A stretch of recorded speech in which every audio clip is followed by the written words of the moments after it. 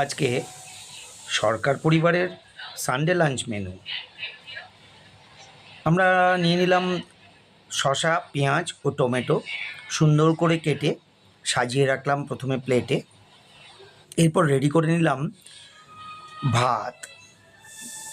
ভাতটিকে আস্তে করে রেডি করে রেখে বানিয়ে নিলাম পেঁয়াজ সহযোগে মসুর ডাল পাতলা করে।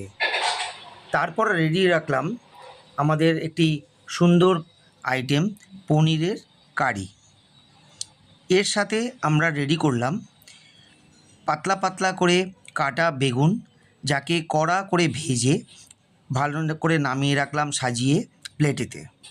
এবার আসল পদটি রেডি করলেন আমার ওয়াইফ। দারুণ দেখতে হয়েছে, খেতেও যত সুন্দর হবে আশা করছি, দেখতেও তত সুন্দর হয়েছে।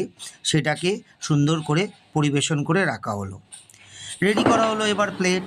সেখানে ভাত, বেগুন ভাজা ও স্যালাড রেডি করে বাকি পদের জন্য তৈরি হয়ে আমরা বসে গেলাম খেতে।